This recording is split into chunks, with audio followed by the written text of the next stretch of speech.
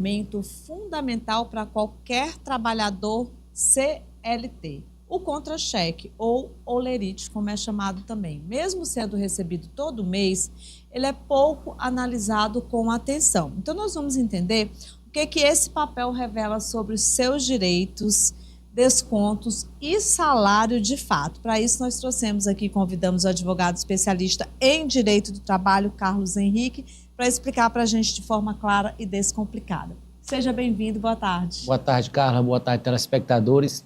Como você bem disse, o contra-cheque, demonstrativo de pagamento ou olerite é uma obrigação do empregador, tanto pela lei quanto pelas convenções coletivas, entregar, disponibilizar, seja em meio eletrônico, seja em meio físico, ao empregado, constando neste contra-cheque todo o detalhamento de suas verbas. Então, neste contra-cheque nós teremos o salário bruto, assim como os descontos legais e aqueles opcionais, alternativos. Então, porque o trabalhador, muitas vezes, ele se atém apenas ao que cai na conta dele. E neste demonstrativo de pagamento, nesse olerite, vai estar disponibilizado o valor bruto, o valor dos proventos adicionais, seja horas extras, seja adicionais de insalubridade, periculosidade, gratificações e os descontos. Como eu disse anteriormente, podem ser os descontos legais, quanto os descontos dependentes de autorização ou de convenção coletiva. Doutor Carlos, e qual é a diferença entre o salário bruto e o salário líquido? Pronto, o salário bruto é aquele salário base acrescido dos proventos, dos acréscimos, que tem que ser discriminado no contra-cheque. Como exemplo, eu já dei anteriormente, horas extras, também temos as gratificações, temos também adicionais de insalubridade, vai variar de 10%, 20% ou 40%, assim como o adicional pode ser o de periculosidade, que pode ser até de 30%, e esses valores, todos eles são consignados no contra-cheque. Então, este aí vai ser o salário bruto. Após isso, nós temos os descontos. Os descontos legais são INSS, que é a contribuição previdenciária, que é a parte que vai para a sua contribuição previdenciária, o INSS, e o imposto de renda retido na fonte, a depender do valor. Então, esses são os descontos legais. Legais e obrigatórios. Obrigatórios, legais e obrigatórios. Além desses, nós temos alguns outros descontos, como, por exemplo, o Vale Transporte, que opcionalmente pode ser escolhido pelo empregado e o empregador pode descontar até 6%. Temos também o de Vale Refeição, que algumas convenções têm essa possibilidade do empregador entregar o Vale Alimentação e Vale Refeição. Sim. E a fazer um desconto, geralmente no valor irrisório. Temos também a possibilidade da contribuição associativa, que é aquele que o empregado se associa ao sindicato e vai descontado no contra-cheque. Temos a possibilidade também da contribuição assistencial, que é aquela aprovada em assembleia, a qual o empregado não se utilizou do direito de oposição, que também vai lá discriminado no contra-cheque.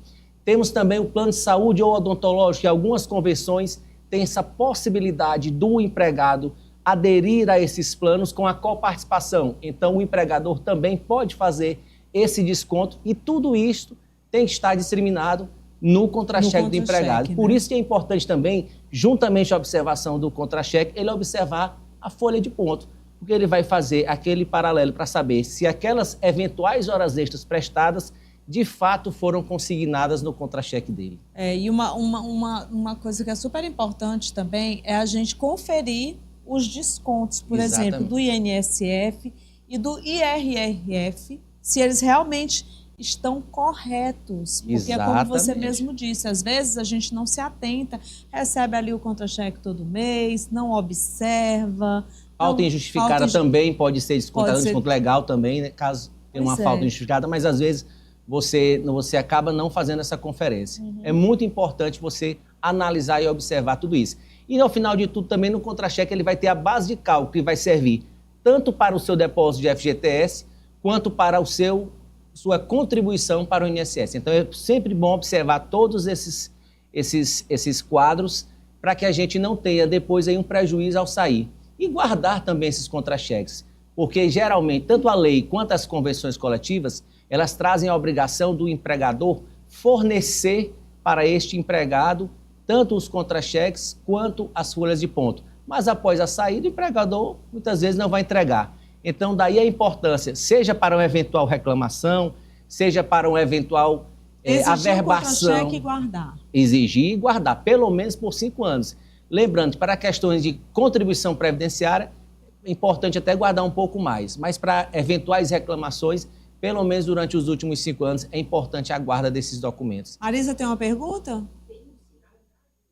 Henrique, essa pergunta é de um telespectador. Enquanto a entrevista está rolando, você de casa pode participar junto com a gente enviando mensagem no 86994117777. E a pergunta diz respeito também à questão de descontos no contra-cheque. Essa pessoa perguntou no sentido de, ele trabalha o mês inteiro na empresa, ele trabalha de segunda a sábado, mas, doutor, foi escalado no domingo e nesse domingo ele recebeu um valor extra. Ao final do mês, ele percebeu que no contra-cheque dele havia um desconto desse mesmo valor extra que ele recebeu. Tá certo isso? Não, não está certo. Se ele trabalhou e recebeu horas extras, essas horas extras têm que ser consignadas. Então, se você... Valores por fora. Se você, por um acaso, recebe um valor a mais e não está constando no contra-cheque, também está equivocado e vai lhe trazer um prejuízo. De que forma? Seu 13º vai ser num valor menor, porque não vai ser considerado esse valor por fora. Seu FGTS vai ser num valor menor, porque não vai ser considerado para fins de depósito do FGTS. E, além disso, seu benefício do INSS também vai ser num valor menor. Se eu recebo R$3.000, sendo R$2.000 na carteira e R$1.000 por fora, todas essas verbas que eu falei anteriormente, FGTS, 13º e benefícios previdenciários, não vão observar esses 1.000 que estão sendo pagos por fora. Daí a importância também de estar tudo consignado. Às vezes o empregado pode ter até aquela sensação de que está ganhando mais porque não vai ter os descontos legais, né, do imposto de renda, não vai ter da contribuição previdenciária, mas ele esquece que ele está tendo um prejuízo mais na frente. Ele está tendo um valor de FGTS menor, ele está tendo um benefício do INSS menor, um 13º menor, férias menores. Então daí a importância de tudo estar consignado em seu demonstrativo de pagamento, em seu holerite. Uma coisa, doutor Carlos, que eu acho que é muito interessante a gente pontuar aqui e falar, que muitas vezes passa até despercebido pelo empregador. O que acontece? Muitas vezes, dentro de uma empresa, principalmente assim, empresários que têm empresas grandiosíssimas, grandes, que tem muita gente trabalhando, e ali se existe um setor financeiro que toma conta disso. E muitas vezes eu já vi situações, por exemplo, de pessoas serem roubadas por pessoas que trabalham ali no setor financeiro, né? Então, é preciso realmente que se haja um cuidado muito grande, e é por isso que é importante nós, empregadores, né, na verdade, os empregadores se atentarem, nós, empregados, observarmos se o nosso contra-cheque está vindo todo mês, o mesmo valor, porque às vezes é uma quantia tão pequenininha, tão irrisória, Exato. Mas quando você junta várias pessoas ao mesmo tempo ali, o pequenininho que vai R$1 em um, tanto de outro, tanto do outro. Tivemos agora, há pouco tempo, o escândalo aí do INSS, né, onde foram descontados vários valores dos aposentados, mesmo sem autorização, e que para cada um era um valor pequeno, mas no final da conta o rombo foram de bilhões, né? Então é muito importante você observar, e às vezes pode até ser um equívoco mesmo do recursos humanos. O que é que eu aconselho? Se tiver algum tipo de equívoco, você procurar o RH de sua empresa, porque muitas vezes pode ser um equívoco mesmo ser humano ou do próprio sistema, porque Sim. Em regra são sistemas que fazem essas folhas de pagamento. Pode haver um equívoco, e havendo um equívoco ele pode ser solucionado. E, em último caso, aí sim, procurar, tentar resolver da melhor forma possível.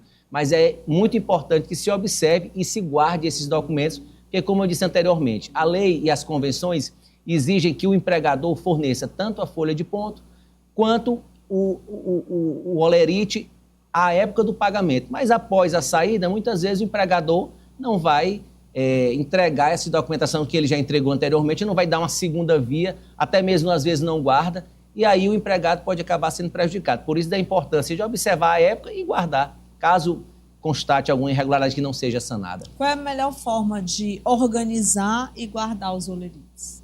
Eu acho sempre importante, hoje em dia, na tecnologia, você escanear, guardar num arquivo, porque se você guardar apenas o documento físico, ele pode se perder, alguns podem apagarem, né, com o tempo. Então, é importante que você escaneie esses documentos e salve ou num HD ou numa nuvem. Hoje em dia você guarda. Mas se você não tiver acesso a isso, não tem problema. Você guarda ali no velho papel mesmo, a pasta, e organizando por meses, tanto os contra-cheques quanto as folhas de ponto, que é muito importante para uma eventual demanda no futuro, caso tenha tido alguma coisa dessas irregularidades que nós comentamos em seguida. E também é importante também estar atento às siglas.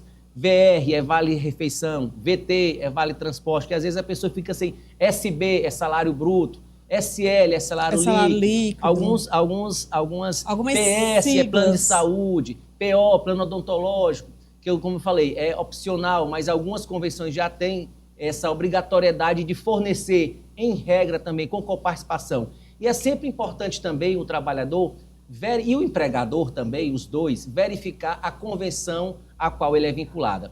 A gente verifica muito no dia a dia que não é nem má vontade do empregador. O empregador não tem conhecimento da convenção que ele tem que seguir, paga um valor que ele acha correto, sendo que a convenção prevê um piso maior. Então, aqueles empregados e aqueles empregadores vinculados àquelas convenções coletivas, eles têm que observar, além do piso, que em regra é maior do que o salário mínimo, tem que observar também as vantagens e direitos que são assegurados nessas convenções coletivas.